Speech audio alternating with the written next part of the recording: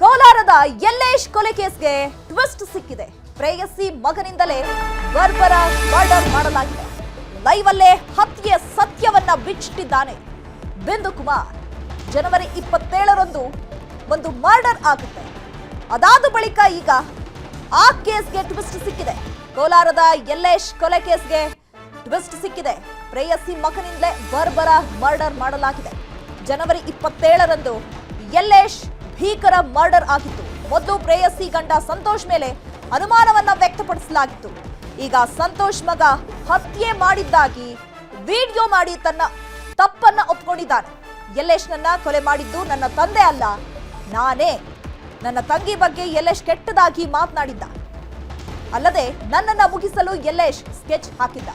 ಹಾಗಾಗಿ ನಾನು ಯಲ್ಲೇಶ್ನನ್ನ ಮರ್ಡರ್ ಮಾಡಬೇಕಾಯ್ತು ಅನ್ನುವಂತಹ ವಿಚಾರವನ್ನ ವಿಡಿಯೋ ಮಾಡಿ ಶೇರ್ ಮಾಡಿದ್ದಾನೆ. ಅದಕ್ಕೂ ಮೊದಲು ನಾನೇ ಕೊಲೆ ಮಾಡಿದ್ದೇನೆ ಅಂತ ಆರೋಪಿ ಕೊಲೆ ಮಾಡಿದ್ದು ಕಲ್ಲಿಂದಲ್ಲ, ಮಚ್ಚಿನಿಂದ ಹೊಡೆದಿದ್ದೇನೆ ಅಂತ ಹೇಳಿದ್ದಾನೆ.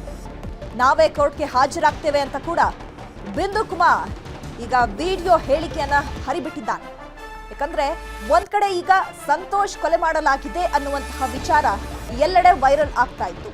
ಹಾಗಾಗಿ ಆತನು ಕೂಡ ಒಂದು ವಿಡಿಯೋವನ್ನ ಹರಿಬಿಟ್ಟಿದ್ದ. ಯಾಕಂದ್ರೆ ನಾನು ಆ ಕೊಲೆ ಮಾಡಿಲ್ಲ, ಅದಕ್ಕೂ ನನಗೂ ಸಂಬಂಧ ಇಲ್ಲ, ಈ ವಿಚಾರದಿಂದ ನಾನು ದೂರ ಇದ್ದೀನಿ, ಆದ್ರೂ ಕೂಡ ತಲೆ ಮರೆಸ್ಕೊಂಡು ಓಡಾಡಬೇಕಾದಂತಹ ಪರಿಸ್ಥಿತಿ ಈಗ ಎದುರಾಗಿದೆ ಅಂತ ಹೇಳಿ ಸಂತೋಷ್ ಕೂಡ ತಮ್ಮ ಅಳಲನ್ನ ತೋಡ್ಕೊಂಡಿರ್ತಾನೆ ವಿಡಿಯೋ ಮುಖಾಂತರ. ಈಗ ಅದೇ ವಿಡಿಯೋಗೆ ಟ್ವಿಸ್ಟ್ ಎಂಬಂತೆ ಮತ್ತೊಂದ್ ಕಡೆ ಯಲ್ಲೇಶ್ನನ್ನ ಕೊಂದಂತಹ ಬಿಂದು ಕುಮಾರ್ ಕೂಡ ವಿಡಿಯೋವನ್ನು ಶೇರ್ ಮಾಡಿದ್ದಾನೆ. ಯಲ್ಲೇಶ್ನನ್ನ ಭೀಕರವಾಗಿ ಹತ್ಯೆ ಮಾಡಿದ್ದು ನಾನು, ನನ್ನ ತಂಗಿಯ ಬಗ್ಗೆ ಕೆಟ್ಟದಾಗಿ ಮಾತನಾಡಿದ್ದ. ಸೊ ಆ ಸಂದರ್ಭದಲ್ಲಿ ಅವನನ್ನ ಮುಗಿಸ್ಬೇಕಾಯ್ತು, ಹಾಗಾಗಿ ಆತನನ್ನ ನಾನು ಮರ್ಡರ್ ಮಾಡಬೇಕಾಯ್ತು ಅಂತ ವಿಡಿಯೋ ಹೇಳಿಕೆಯನ್ನ ಹರಿಬಿಟ್ಟಿದ್ದಾನೆ. ಇದನ್ನ ಹೊಡೆದಿರೋದು ಏನ್ ವಿಷಯಕ್ಕೆ ಅಂತ ಹೇಳಿದ್ರೆ ಹೇಳ್ಬಿಡ್ತೀನಿ, ಇಲ್ಲೇ ಕೇಳಿಸ್ಕೊಳ್ರಿ. ನಾವು ಹೊಡೆದಿರೋದು ನಮ್ಮ ತಂಗಿನ ಅವನು ಬ್ಯಾಡ್ ವರ್ಡ್ಸ್ ಇಂದ ಅಲ್ಕಲ್ಕ ಮಾತುಗಳು ಬೈದಿದ್ದಾನೆ. ನನ್ನ ಮೇಲೆ 5 ಸತಿ ಹಲ್ಲೆ ಮಾಡಿಸಿದ್ದಾನೆ. ಅದನ್ನ ವೇಮಗಲ್ ಠಾಣೆಯಲ್ಲಿ ನಾವು ಕಂಪ್ಲೇಂಟ್ ಕೂಡ ಮಾಡಿದ್ದೀರಿ. ಯಾರು ಆಕ್ಷನ್ ತಗೊಂಡಿಲ್ಲ. ಅದಕ್ಕೆ ನಾವು ಈ ಸಲ ಏನೋ ನಮ್ಮನ್ನ ದೊಡ್ಡ ಮಟ್ಟದಲ್ಲಿ ಏನೋ ಸಾಯಿಸೋ ತರ ಸ್ಕೆಚ್ ಹಾಕ್ಸ್ಕೊಂಡಿದ್ರು. ಅದಕ್ಕೆ ನಾವು ಹೊಡೆದ್ಬಿಟ್ರಿ, ನಮ್ಮ ಪ್ರಾಣ ತನಕ ಬಂತು, ನಾವು ಹೊಡೆದ್ರಿ. ನಾವು 5 ಸಲ ಕೊಟ್ಟಿದ್ವಿ ಕಂಪ್ಲೇಂಟು, ಯಾರು ಆಕ್ಷನ್ ತಗೊಂಡಿಲ್ಲ. ಬೇಕಂದ್ರೆ ಅದ್ರದ್ದು ಪ್ರೂಫ್ ಸಮೇತ ನಾನು ಹಾಕ್ತೀನಿ. ಯಾರು ಆಕ್ಷನ್ ತಗೊಂಡಿಲ್ಲ. ನಮ್ದು ಇದ್ರ ಗಂಟ ಬಂತು, ಅದಕ್ಕೆ ನಾವು ಹೊಡೆದ್ಬಿಟ್ರಿ. ಹೊಡೆದಿರೋದು ನಾವೇ. ನನ್ನ ಹೆಸರು ಬಿಂದು ಅಂತ. ನಮ್ಮ ಅಕ್ಷಯರನ್ನ ಹೊಡೆದಿರೋದು. ಇದಕ್ಕೂ ನಮ್ಮ ಅಪ್ಪನಿಗೂ ಯಾವುದೇ ಸಂಬಂಧ ಇಲ್ಲ. ನಮ್ಮ ಅಪ್ಪ ಮನೆ ಬಿಟ್ಟು ಹೋಗಿ 8 ವರ್ಷ ಆಯ್ತು. 8 ವರ್ಷ ಆಯ್ತು ನಮ್ಮ ಅಪ್ಪ ಮನೆ ಬಿಟ್ಟು ಹೋಗಿ, ಇದುವರೆಗೂ ಬಂದಿಲ್ಲ. ಏನೋ ಬರ್ತಾನೆ, ವಾರಕ್ಕೊಂದ್ಸತಿ ಬರ್ತಾನೆ ಹೋಗ್ತಾನೆ, ಅದು ಊರವ್ರಿಗೆಲ್ಲರಿಗೂ ಗೊತ್ತು. ಅದು ಏನಕ್ಕೆ ಬರಲ್ಲ ಅಂತ ಹೇಳಿದ್ರೆ ಇವನು ಯಲ್ಲೇಶ್ನ ಏನ್ ಮಾಡ್ತಾನೆ ಅಂತ ಹೇಳಿದ್ರೆ ಬಂದವಾಗೆಲ್ಲ ಹಾಕೊಡ್ತಾನೆ. ಏನಂತ ಅವ್ನು ದೊಡ್ಡ ಕಳ್ಳ ಹಿಡೀರಿ ಅಂತ. ನಮ್ಮ ಅಪ್ಪ ಕಳ್ತನ ಬಿಟ್ಟೆ 6 ವರ್ಷ ಆಯ್ತು. ಬೇಕಂದ್ರೆ ನೀವು ಯಾವ ಸ್ಟೇಷನ್ ಬೇಕಂದ್ರೆ ಹೋಗಿ ಕೇಳ್ರಿ. ಇದಕ್ಕೂ ನಮ್ಮ ಅಪ್ಪನಿಗೂ ಯಾವ ಸಂಬಂಧ ಇಲ್ಲ. ಇದರಲ್ಲಿ ನಮ್ಮ ಅಪ್ಪನ್ನ ಎಳಿಬೇಡ್ರಿ. ನಾವೇ ಬಂದು ನಾವು ಹೊಡೆದಿರೋದು ಯಾವ್ದ್ರಲ್ಲಿ ಗುಂಡ್ಕಲ್ ಹಾಕಿಲ್ಲ, ಯಾವ್ದೇ ಕಲ್ಲಲ್ಲಿ ಹೊಡೆದಿಲ್ಲ. ನಾವು ಹೊಡೆದಿರೋದು ಮುಚ್ಚಲ್ಲೇ. ನಾವು ಮುಚ್ಚ ಸಮೇತ ಬಂದು ಸರೆಂಡರ್ ಆಗ್ತೀರಿ ಕೋರ್ಟಲ್ಲಿ. ಇದನ್ನ ಹೊಡೆದಿರೋದು ಏನ್ ವಿಷಯಕ್ಕೆ ಅಂತ ಹೇಳಿದ್ರೆ ಹೇಳ್ಬಿಡ್ತೀನಿ, ಇಲ್ಲೇ ಕೇಳಿಸ್ಕೊಳ್ರಿ. ನಾವು ಹೊಡೆದಿರೋದು ನಮ್ಮ ತಂಗಿನ ಅವನು ಬ್ಯಾಡ್ ವರ್ಡ್ಸ್ ಇಂದ ಅಲ್ಕಲ್ಕ ಮಾತುಗಳು ಬೈದಿದ್ದಾನೆ. ನಾನೇ ಹೊಡೆದಿರೋದು ಅಂತ ನಾನು ಹೊಡೆಯೋ ಪರಿಸ್ಥಿತಿಯಲ್ಲಿ ಇದ್ರೆ ಲೊಕೇಶನ್ ಆಗ್ಲಿ ನನ್ನ ಡೀಟೇಲ್ಸ್ಗಳಾಗ್ಲಿ ಹೇಳುತ್ತೆ. ಮಾಡಿದ ಕರ್ಮ ನೋಡಿ, ನಾನು ಹಿಂಗ ಅನುಭವಿಸ್ತಾ ಇದ್ದೀನಿ ಕರ್ಮ, ಅವ್ನು ಹಂಗ ಅನುಭವಿಸ್ತಾ ಇದ್ದಾನೆ ಕರ್ಮ. ಇಷ್ಟಕ್ಕೆಲ್ಲ ಕಾರಣ ಯಾರು ಅಂತ ಅಲ್ಲಿರೋರ್ಗೆಲ್ರಿಗೂ ಗೊತ್ತು. ಅವನು ಯಾರು ಏನೋ ಅವನು ಹೆಣದತ್ರ ಇರೋರು ಎಲ್ರಿಗೂ ಗೊತ್ತು. ಅವಳನ್ನ ಫಸ್ಟ್ ಚಪ್ಪಲಿ ತಗೊಂಡ್ ನೋಡಿರಿ. ಇವನ್ ಅಣ್ಣ ತಮ್ಮಂದ್ರು ಅವತ್ತು ಇನ್ನೊಬ್ರ ಮನೆ ಹೆಣ್ಣು ಮಕ್ಕಳನ್ನ ಕರ್ಕೊಂಡು ಓಡೋದಾಗ ಯಾಕೆ ನ್ಯಾಯ ಪಂಚಾಯತಿ ಮಾಡ್ಲಿಲ್ಲ? ನನಗೂ ಅವಳು ಲವ್ ಮ್ಯಾರೇಜ್ ಮಾಡ್ಕೊಂಡು ಬಿಟ್ಬಿಡು ಅಂದ್ರೆ ಬಿಟ್ಬಿಡ್ಬೇಕಾ ನಾನು?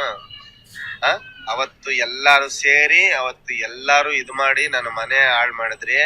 ನನ್ನ ಮನೇಲಿರೋ ಪಾತ್ರೆಗಳನ್ನೆಲ್ಲ ಎತ್ತಿ ನನ್ನ ಮನೆನ ನಾಶನ ಮಾಡಿ ಬಿಸಾಕ್ಬಿಟ್ರಿ ಅವತ್ತು.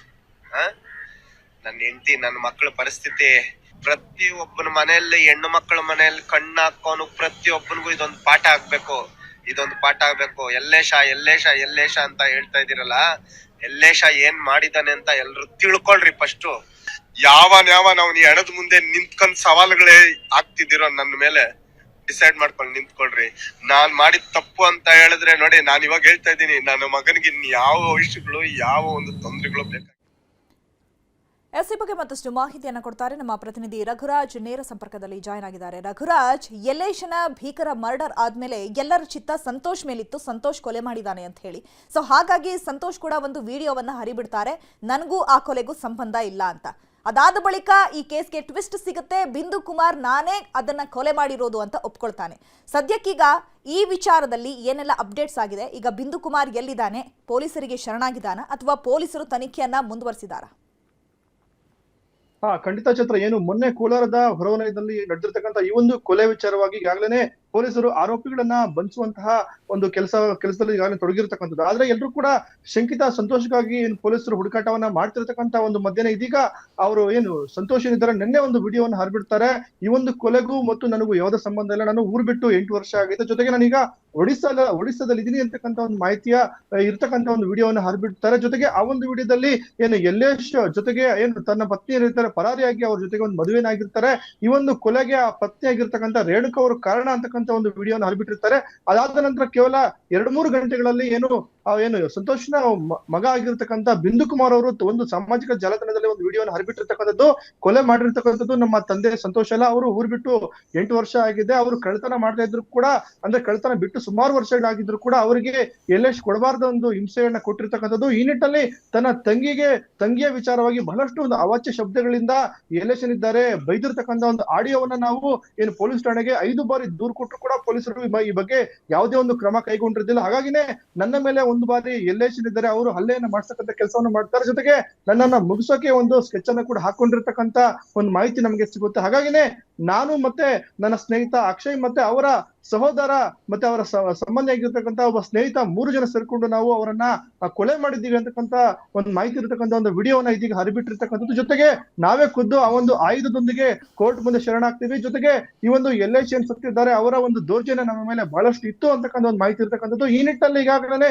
ಕೋಲಾರ ಗ್ರಾಮಾಂತರ ಠಾಣೆ ಪೊಲೀಸರು ಈ ಒಂದು 2 ವಿಡಿಯೋಗಳನ್ನ ಪರಿಶೀಲನೆ ಮಾಡಿ ಸಂಬಂಧಪಟ್ಟಿರ್ತಕ್ಕಂಥ ಆರೋಪಿಗಳ ಇದೀಗ ಬಂಧನಕ್ಕೆ ಒಂದು ಬಲೆ ಬೀಸಿರ್ತಕ್ಕಂಥದ್ದು. ಜೊತೆಗೆ ಅವರೇ ಒಂದು ಕೋರ್ಟ್ ಮುಂದೆ ಶರಣಾಗ್ತೀವಿ ಅನ್ನೋ ಒಂದು ಮಾಹಿತಿ ಕೂಡ ಇರತಕ್ಕಂಥ ಒಂದು ನಿಟ್ಟಿನಲ್ಲಿ ಈಗಾಗಲೇ ಪೊಲೀಸರು ಅವರನ್ನ ಬಂಧಿಸ್ತೀವಿ ಅಂತಕ್ಕಂಥ ಒಂದು ಮಾಹಿತಿನೂ ಕೂಡ ಇರತಕ್ಕಂಥದ್ದು. ಆದ್ರೆ ಈ ಒಂದು ಪ್ರಕರಣದ ವಿಚಾರವಾಗಿ ಅಕ್ರಮ ಸಂಬಂಧ ಈ ಒಂದು ಕೊಲೆಗೆ ಕಾರಣ ಅಂತ ಹೇಳಲಾಗ್ತಾ ಇತ್ತು. ಆದ್ರೆ ಇದಕ್ಕೆ ಸಿಕ್ಕಿರ್ತಕ್ಕಂಥ ಒಂದು ಟ್ವಿಸ್ಟ್ ಏನಂತ ಹೇಳಿದ್ರೆ, ಏನ್ ಮೃತ ಯಲ್ಲೇಶ್ ಇದ್ದಾರೆ ಅವರು ಈ ಒಂದು ಸಂತೋಷ್ ಅವರ ಮಗಳಿಗೆ ಒಂದು ಅವಾಚ್ಯ ಶಬ್ದಗಳಿಂದ ನಿಂದನೆ ಮಾಡಿದ್ದಾರೆ. ಹಾಗಾಗಿ ಅದನ್ನ ಸಹಿಸಕ್ ಆಗ್ದೇನೆ ನಾವು ಕೊಲೆಯನ್ನ ಮಾಡಿದೀವಿ ಅಂತಕ್ಕಂಥ ಒಂದು ವಿಡಿಯೋನ ಇದೀಗ ಏನು ಆರೋಪಿ ಬಿಂದು ಕುಮಾರ್ ಈಗ ಹರಿಬಿಟ್ಟಿರ್ತಕ್ಕಂಥದ್ದು. ಚೈತ್ರ, ರಘುರಾಜ್, ಈಗ ಬಿಂದು ಕುಮಾರ್ನ ವಿಡಿಯೋವನ್ನ ನೀವು ಕೂಡ ಗಮನಿಸಿದ್ದೀರಾ ಅಂತ ಭಾವಿಸಿದ್ದೀನಿ. ಯಾಕಂದ್ರೆ ಬಿಂದು ಕುಮಾರ್ ಹೇಳ್ತಾನೆ 5 ಸಲ ಹೋಗಿ ಕಂಪ್ಲೇಂಟ್ ಕೊಟ್ಟರು ಕೂಡ ಯಾರು ಕೂಡ ಇದ್ರ ಬಗ್ಗೆ ತಲೆ ಕೆಡಿಸ್ಕೊಂಡಿಲ್ಲ ಅಂತ ಹೇಳಿ.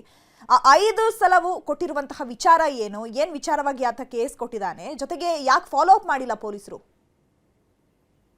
ಖಂಡಿತ ಚೈತ್ರ, ಪ್ರತಿ ಒಂದು ಕೊಲೆಗಳಲ್ಲೂ ಕೂಡ ಒಂದೊಂದು ಕಾರಣ ಇರುತ್ತೆ. ಹಾಗಾಗಿನೇ ಇಂಥ ಒಂದು ನಿರ್ಲಕ್ಷ್ಯದ ಪ್ರಕರಣಗಳಲ್ಲಿ ಕೂಡ ಒಂದು ನಿರ್ಲಕ್ಷಿತ ಪ್ರಕರಣಗಳಲ್ಲಿ ನೊಂದಂತವರು ಕೂಡ ಕೊಲೆ ಮಾಡತಕ್ಕಂಥ ಸಾಧ್ಯತೆಗಳು ಬಹಳ ಹೆಚ್ಚಾಗಿರುತ್ತೆ. ಆದ್ರೆ ಈ ಒಂದು ಕೊಲೆ ಆರೋಪಿ ಇದೀಗ ಖುದ್ದು ಹೇಳ್ತಾ ಇದ್ದಾನೆ, ತಮ್ಮ ಒಂದು ತಂಗಿಯನ್ನ ಅವಾಚ್ಯ ಶಬ್ದಗಳಿಂದ ಯಲ್ಲೇಶ್ ಏನಿದ್ದಾರೆ ಅವರು ನಿಂದನೆ ಮಾಡಿರ್ತಕ್ಕಂಥ ಒಂದು ಆಡಿಯೋ ಸಾಕ್ಷ್ಯ ಸಮೇತ ನಾವು ದೂರು ಕೊಟ್ಟರು ಕೂಡ, ಅಂದ್ರೆ ಸ್ಥಳೀಯವಾಗಿರ್ತಕ್ಕಂಥ ಕೆಲವೊಂದು ಪೊಲೀಸ್ ಪೇದೆಯರಿಗೆ ಮಾಹಿತಿ ಕೊಟ್ಟರು ಕೂಡ ಅವರು ಕಂಟ್ರೋಲ್ ಮಾಡ್ತಕ್ಕಂಥ ಒಂದು ಕೆಲಸವನ್ನು ಮಾಡಿಲ್ಲ. ಜೊತೆಗೆ ಅಂತ ಒಂದು ಆರೋಪಗಳನ್ನ ಮಾಡ್ತಕ್ಕಂಥ ಒಂದು ನಿಲ್ಸುವಂತ ಕೆಲಸನೂ ಕೂಡ ಮಾಡಿಲ್ಲ. ಹಾಗಾಗಿನೇ ಎಲ್ಲೊಂದ್ ಕಡೆ ತಮ್ಮ ಒಂದು ತಂದೆಯನ್ನ ಊರಿಗೆ ಬರ್ದಂತೆನೆ ಯಲ್ಲೇಶ್ ಅವರು ಮಾಡ್ತಾ ಇದ್ರು.